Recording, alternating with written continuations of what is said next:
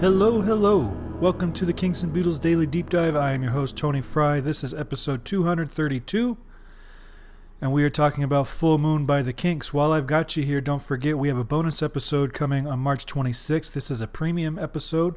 You can gain access to it by making a contribution via Hero Habits website that goes to help keep this podcast going and this video cast now that we're doing it on YouTube. And we're in that episode, it's going to be a visual only, so this one will never appear on the audio feed, but it's going to take a look at the best and worst of the album covers by the Beatles, the Kinks, and their respective solo careers. So that one should be a fun one. That's again March 26th. And if you have made a contribution or make one in the future, you'll get an email invitation to that grants you access to watch it live and also watch the archive. As long as it's private. And then for the rest of you who aren't interested in contributing, you will be able to watch it in about 2 months following that. So this is just my way of thanking those who are helping the podcast out. All right. Make sure you subscribe on YouTube as well, because we are doing these live broadcasts and I want to have more of you into the chats. We had a real good chat on the Penny Lane episode a couple days ago, and I hope that more of you will join. I have a poll going at the top of every episode that you can come and vote on and share your thoughts on whatever song we're talking about. So if you subscribe on YouTube, you will be able to see when the schedule for upcoming episodes is. All right, enough housekeeping. Today we're talking Full Moon, released on February 12th, 1977, as the penultimate track on Sleepwalker, as well as March 9th, 1977, as the B-side to the Sleepwalker single. So this song is tied up with Sleepwalker. Recording of the basic track for this song was done between September 15th and 17th, 1976. The band recorded 5 songs during these sessions, but this is the only one to appear on Sleepwalker.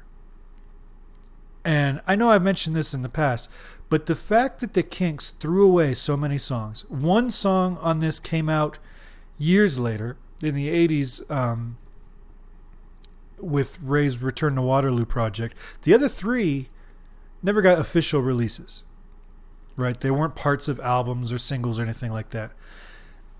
And this band threw away so many good songs. And, you know, it's amazing. And it's nice now. We get these CD reissues and they're loaded with all this great material. But it's like, for as productive as this band was and as many great albums as they put out, the fact that they have probably 3 or 4 albums worth of releasable quality material that was just sitting in the archives for all those years is really remarkable. And that's a testament to Ray's productivity as a songwriter, as well as the band's productivity just as musicians, and to be able to arrange all these songs and spend so much time in the recording studio to not have so many of these songs not come to release. As far as this track goes, it's not my favorite track on the album, but it is a good album track. That's the one thing about Sleepwalker, is not many of the songs would be in my top 20 or 30, but there's also not any bad songs. There's nothing that you skip continuously. You know, there are other albums that have 1 or 2 tracks here and there that I almost never listen to. But this is one that, if it comes on shuffle, I'll listen to it all the time. I just rarely pop this one in and listen to it from head to tail. The song opens with some low piano notes that give off kind of a Motown vibe. The way they're played, the way it sounds. But that vibe is immediately tossed when the band comes in, because the song at that point takes on a more standard 70s pop vibe, right? It loses that Motown feel. And in a lot of ways, it feels more destined for Muswell Hillbillies. Like, this track, musically, would have fit really well on Muswell Hillbillies. It would have, if it would have sounded like that. You know, it's totally different production quality and all that. But had they recorded this at that time, I think it would have fit perfectly. Lyrically, this keeps in line with the many of the themes that this album references. Sleep, insomnia, the nighttime in general. And the song opens with the line, "Haven't you noticed a kind of madness in my eyes? It's only me, dear, in my midnight disguise." Is this the same character from the Sleepwalker lyric who's saying, "When midnight comes around, I start to lose my mind"? Or is it the same character from Sleepless Night who is awakened every night at 12 o'clock by his ex-girlfriend neighbor rocking with her new boyfriend. It's weird. The Sleepwalker album was intended to be a departure from the concept musical albums that the Kinks had produced the last few albums prior. And this was supposed to be a return to straight ahead rock. But Ray just can't shake writing in themes. Right? And while these songs don't tell a narrative like Schoolboys in Disgrace or Soap Opera do, they're still kind of connected in a lot of the ways that like the Lola album doesn't necessarily tell a narrative, but all the songs are connected thematically. This album has a lot of songs that are connected thematically. And I think that's interesting. You know, that Ray, even though he is consciously setting out to write a more commercial, straight-ahead rock album, he still thinks in thematic terms. You can't really turn off that sensibility. And I think it's cool because it does make for an interesting album. Right? You have these themes, you have these recurring motifs, you know, with midnight and the dark and sleep that keep popping up all over this album. And this song kind of wraps it up because the last song, Life Goes On, doesn't really address any of those themes. So this song kind of wraps it up nicely. Of course, the lyrics of this song get much more specific than Sleepwalker. You know, because Sleepwalker, it's like, okay, is he literally talking about just being a sleepwalker, or is there something more nefarious there? This song, though, the character of the song changes under the full moon. There's nothing ambiguous about the fact that, you know, this guy feels like a different person. And whether it's a song about a werewolf, which you could read the lyrics and interpret this just about it as a song about werewolves, or it's a more metaphorical song, because you could also think of this as a song about a guy who just sits and gets drunk at home, you know, and then, you know, is a different person because he's drunk and an alcoholic or whatever. Whatever the point of the focus of these lyrics are, the point is the man is scary and menacing character. Crawling, creeping, mumbling like a loon. I mean, those are very specific. There's no ambiguity there. And that ties in pretty well with the concepts like we talked about. And this begs the question, and I suppose we'll talk about this in the bonus episode I was just talking about, is there's so many points of menace on this album.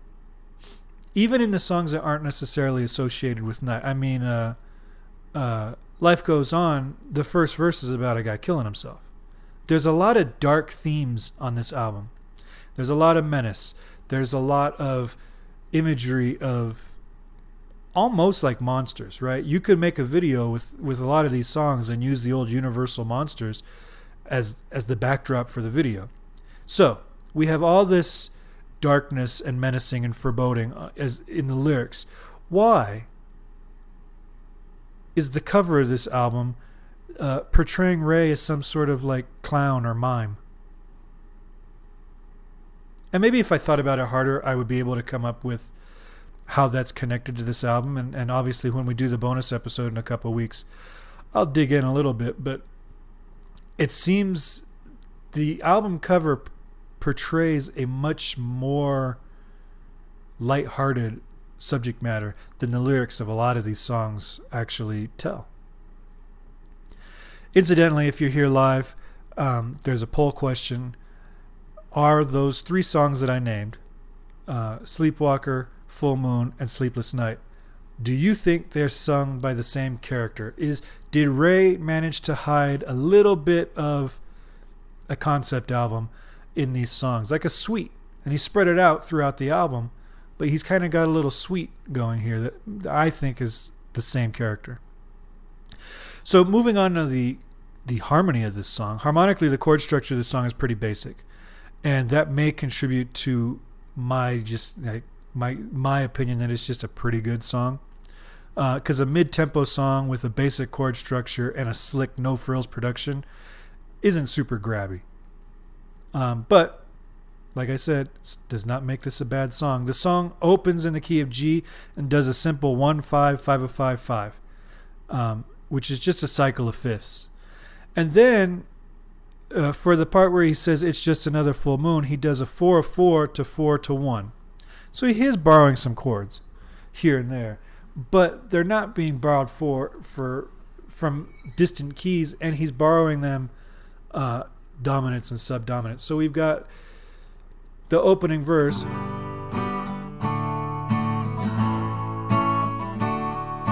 That's just a cycle of fifths or fourths. You're starting with that G, going up a fifth to D, up a fifth to A, and then back down. Or you can interpret it going down fourths.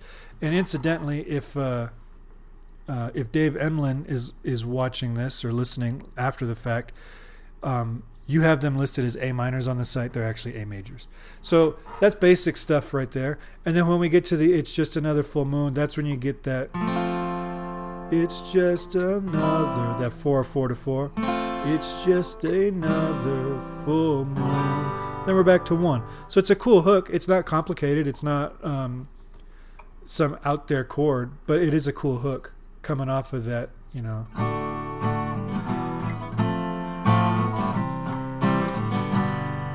It's a nice hook. It gets a bit more interesting when he shifts the song to the 4 chord for a bit. I'm going to call this the bridge, and we get a taste of some chords that sound borrowed, but really, they're still in the key of G.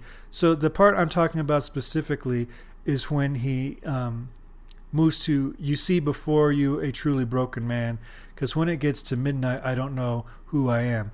So he switches to the 4. Which is C. We've moved on to C, and that kind of implies a key change. But really, he's never leaving G. He's just anchoring this bridge on the 4 chord.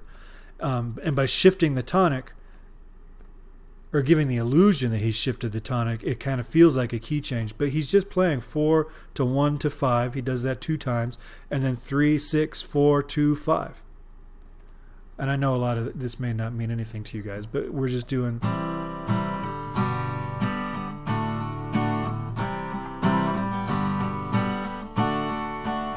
And then this is when you get to the 3, to 6, to 4, right? It's very basic stuff. I mean, not a lot of songwriters throw in 3s and 6s and 2s all over the place, but he's not really deviating from that key of G. So he sticks there pretty much the entire time. It sounds cool like it's a modulation, but it's not. And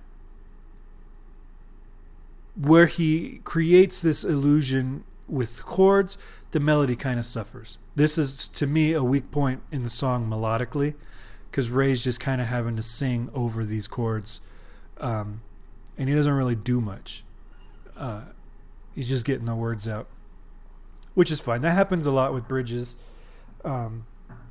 Sometimes clever chord changes are tough to sing over.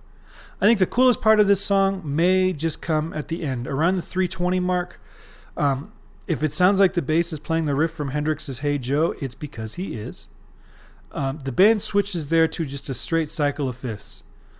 All right, so you start on F, you go up a fifth to C, you go up a fifth to G, you go up a fifth to D, and then it's lather, rinse, repeat.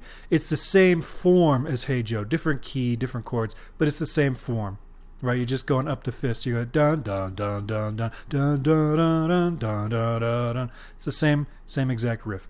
But what's cool about it? Well, there's 2 things that are cool about it. One, when he goes into that bass riff, it kind of throws the band almost into a double time feel.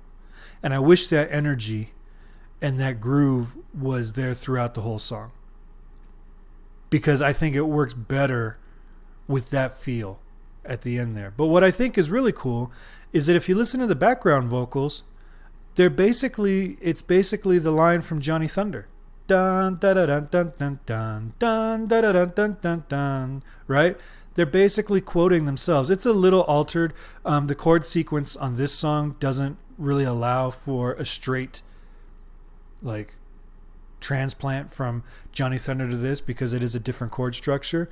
but the elements are there. You hear that dun dun dun dun dun dun dun dun. It's a cool little lick that I really like. I like when bands call back to themselves, and I'm sure it was intentional. I don't think as much as Ray revisited that era, that Preservation era, and specifically Johnny Thunder, I don't think that it was just something they forgot that they recorded, a decade before. That's about all I've got for this one. If you have more thoughts about Full Moon or my theory that these 3 songs on the album are a suite about the same character, go ahead and give me a call, 925-494-1739. Email me, kinksandbeats@herohabit.com. Comment on any of the YouTube videos, or find us on the Facebook group, the Twitter account, the subreddit, or our new TikTok page. All the information you need about the website can be found at herohabit.com. Just click the podcast button at the top of the page, and it will show you everything you need, including the 230 previous episodes that we've recorded. All right, that's it for me. Join us next week. Make sure you subscribe on YouTube, and take care of yourself. Stay safe and be well.